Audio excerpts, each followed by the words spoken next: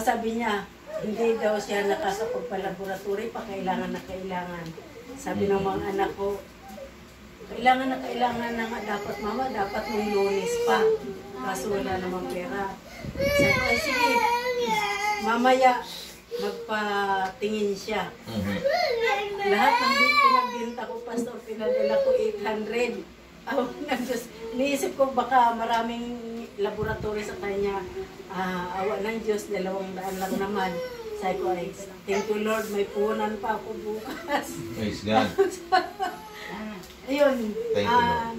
kakasurvive naman, pastor, sa pag-araw-araw, sa pagtitinda ko, kahit sa pag-araw-araw namin na sa buhay namin at pangangailangan at saka sa estudyante ko. Kaya yan ang pinapasalamatan ko sa ating buhay na Diyos dahil hindi kami niya pinabayaan.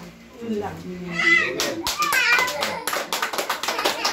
Po na nagaganap sa buhay natin, dapat po talaga nating ipagpasalamat sa Diyos yan dahil diyan makikita yung kung gaano tayo katatag, katibay, at ang Diyos po natutuwa sa atin kapag kung kailan tayo nakakaranas ng mga bagay na sa buhay natin, natutuwa ang Diyos kapag natuto tayong tumayo, magpasalamat pa din. Kahit na minsan ay hindi na maganda ang nangyayari sa buhay natin, ay naroon pa rin ang ating pasasalamat. Amen? Praise God, palakpakan natin ang ating Diyos. Sino pa ang Diyos?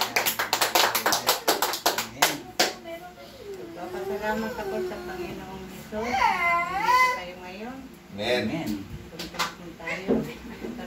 Nagpapasalamat din ako na araw-araw binibigyan ako ng lakas. Amen. Pati mga pamilya ko. Kaya ako din ang pagpasalamat sa Panginoong Jesus. Nandito, yung pamilya ko lahat. Sana lahat ng mga anak ko na pastor, nandito, no? Nawa. Praise God. Lang wala eh. Si Ate Michelle nga pala. Yun nga, pastor, ang sabi ko, mahirap pala na magulang ba natin na hindi tayo natin na enough ba tayo sa magsimba, balik tayo sa Panginoon. Kaya ganun din ako. Nung wala akong ano sa mga anak ko, siguro ganun sila. Pero ko kasalamat pa rin ako sa Panginoon kahit paano. Nandito sila, pamilya ko, mga apo ko.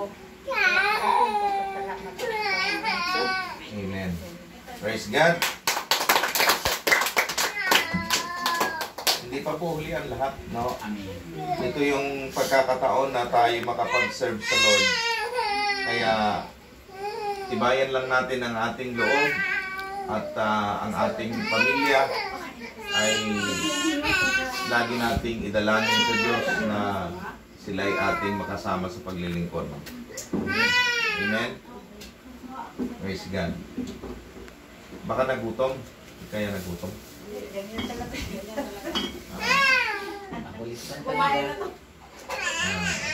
Baka gusto dito sa gitna? Hindi kaya gusto dito?